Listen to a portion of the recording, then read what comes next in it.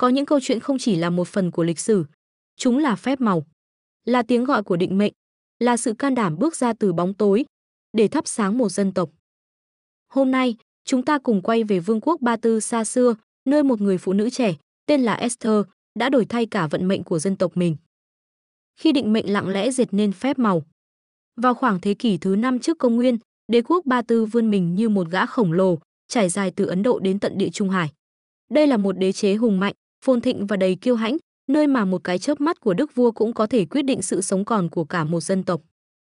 Giữa những cung điện dát vàng, những yến tiệc xa hoa kéo dài suốt 7 ngày 7 đêm và những ngọn đuốc cháy suốt canh thâu, là những bóng người lặng lẽ sống trong lưu đày, những người Do Thái tha hương, mang theo ký ức về Jerusalem và những lời hứa xưa cũ từ Đức Chúa Trời.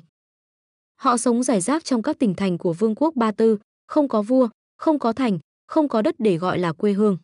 Dưới quyền cai trị của các vị vua ngoại bang, họ phải cẩn trọng từng lời nói, từng hành động, vì chỉ cần một sự hiểu lầm, cả cộng đồng có thể bị cuốn vào hủy diệt.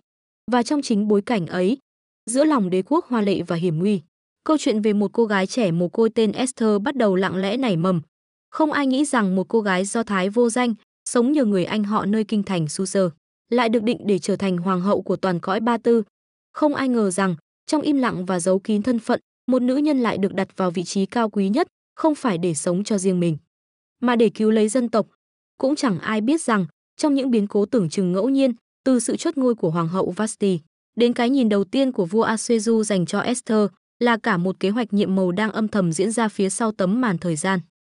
Đó không chỉ là lịch sử, đó là định mệnh, và trong tay đấng tạo hóa, ngay cả những con người bé nhỏ nhất cũng có thể trở thành chìa khóa của sự giải cứu. Câu chuyện của Esther không bắt đầu bằng vinh quang, mà bằng sự lưu vong, không bắt đầu bằng chiến thắng, mà bằng nỗi sợ và đe dọa diệt chủng. Nhưng cũng chính trong bóng tối ấy, ánh sáng được thắp lên, một ánh sáng mang tên lòng can đảm và đức tin không nao núng. Âm mưu diệt chủng và thử thách đức tin. Khi im lặng không còn là lựa chọn, không phải mọi bóng tối đều đổ xuống từ bầu trời. Có những bóng tối lặng lẽ tràn qua trái tim con người, sinh ra từ lòng kiêu ngạo và hận thù. Trong cung điện Ba Tư nguy nga, có một người đàn ông tên là Hàm Ẩn. Hắn không phải vua, nhưng quyền lực chẳng kém ai.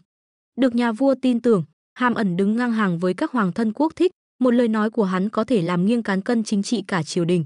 Nhưng rồi, chỉ một điều nhỏ bé đã châm ngòi cho thảm họa, mà Đô Chê, người Do Thái, từ chối cúi đầu trước hắn. Một hành động của danh dự, trở thành nguyên cớ cho thù hận.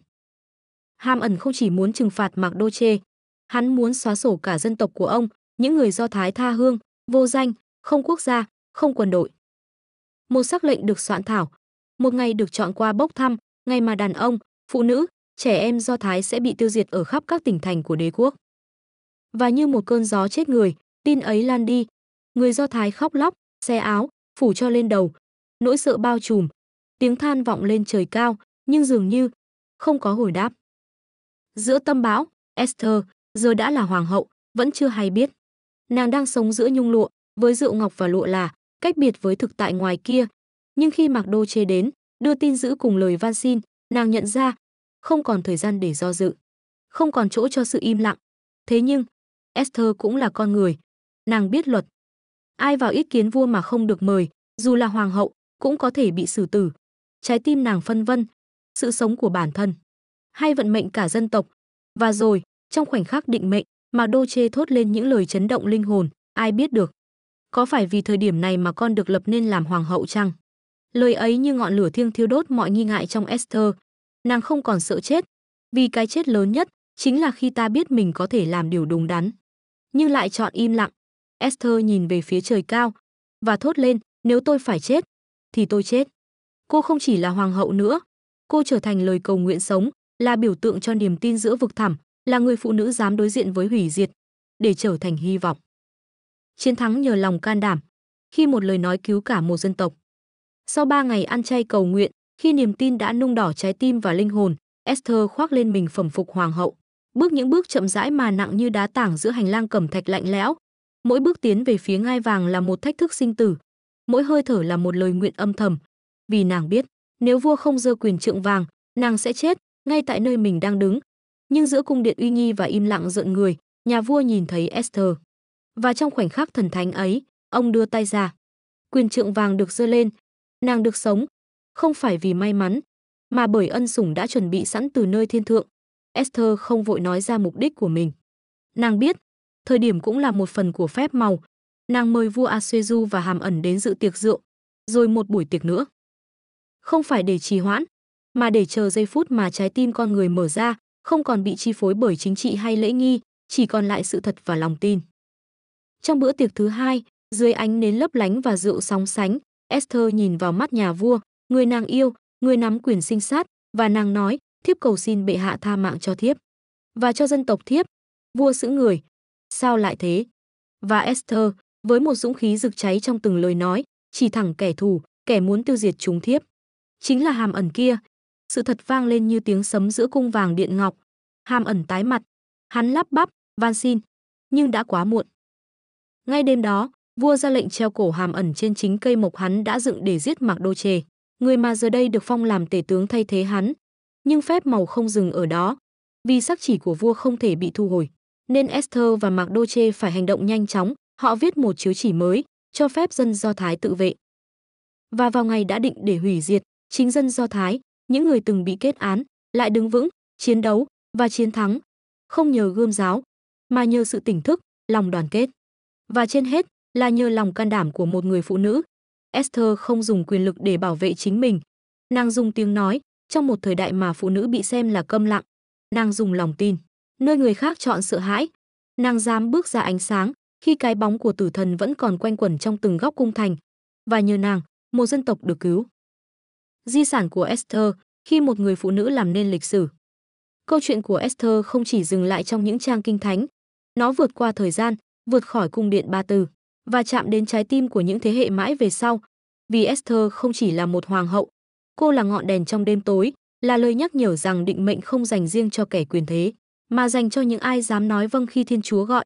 Trong thời đại mà tiếng nói của phụ nữ gần như không được lắng nghe, Esther đã cất lên một tiếng nói cứu sống cả một dân tộc, không bằng chiến binh, không bằng quân đội, mà bằng sự dũng cảm thầm lặng và đức tin không rúng động. Hành động của cô trở thành biểu tượng cho lòng can đảm đích thực, lòng can đảm không cần phô trương, không cần tung hô, nhưng là dám bước vào hiểm nguy, vì điều đúng đắn, vì những con người vô tội đang chờ một phép màu. Và phép màu ấy chính là cô. Từ ngày ấy, người Do Thái khắp nơi đều ghi nhớ sự giải cứu này, ngày mà đáng lẽ họ bị tiêu diệt, trở thành ngày họ được sống, được phục hồi, được cười trong nước mắt. Đó là ngày Purim, ngày lễ mừng mà họ tổ chức cho đến tận hôm nay, không phải chỉ để ăn uống và kể chuyện, mà để ghi khắc. Sự im lặng có thể giết chết, nhưng lòng can đảm có thể cứu rỗi. Di sản của Esther không nằm trong ngai vàng, không trong vương miện, nó nằm trong từng trái tim biết đứng lên khi sự thật bị bóp nghẹt, trong từng con người dám dùng vị trí mình có, dù là nhỏ bé, để trở thành nơi nương náu cho người khác. Bởi bạn không cần quyền lực để làm điều phi thường, bạn chỉ cần một khoảnh khắc thành thật với lương tâm và một đức tin đủ lớn để hành động. Esther đã sống vì người khác. Cô đặt mạng sống của mình vào tay Chúa, và trong tay Ngài, nó trở thành một nhạc cụ của sự cứu chuộc. Ngày nay, thế giới vẫn đầy rẫy những hàm ẩn, vẫn có những sắc lệnh vô hình muốn xóa sạch lòng thương xót, công lý và ánh sáng. Nhưng cũng vẫn còn đó những Esther. Có thể là bạn, người đang lắng nghe câu chuyện này, bạn, người có thể đang sống trong sự im lặng đầy sợ hãi. Hãy nhớ, có thể bạn được đặt để chính vào thời điểm này, chính vào nơi bạn đang đứng, để làm điều gì đó không chỉ cho riêng mình, mà cho cả một thế hệ. Nếu tôi phải chết, thì tôi chết. Nhưng nhờ cô đã sẵn sàng chết, nên cả một dân tộc được sống. Thông điệp cho ngày nay, khi thời điểm bạn sống không phải là ngẫu nhiên. Câu chuyện của Esther không chỉ là một ký ức cổ xưa, nó là một lời thì thầm thiêng liêng dành cho từng con người đang sống giữa thế giới hôm nay, nơi mà bóng tối đôi khi không còn mang hình dạng rõ ràng, nhưng vẫn len lỏi trong từng nỗi sợ, sự im lặng và bất công. Chúng ta cũng như Esther, không phải lúc nào cũng biết rõ vì sao mình được đặt để ở một vị trí nào đó, trong một hoàn cảnh tưởng chừng ngẫu nhiên, nhưng có thể bạn được sinh ra cho chính thời điểm này, có thể bạn không phải là hoàng hậu, không ở cung vàng điện ngọc, nhưng bạn có một điều còn lớn hơn quyền lực, đó là sự lựa chọn.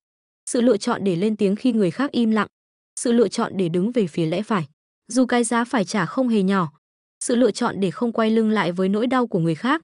Esther dạy chúng ta rằng can đảm không có nghĩa là không sợ hãi, mà là vẫn bước đi, dù trái tim run rẩy, và rằng đôi khi chỉ một người đủ lòng tin cũng có thể xoay chuyển cả vận mệnh của một dân tộc.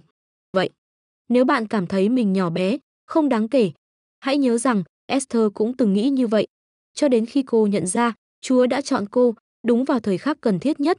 Có lẽ Ngài cũng đang chọn bạn.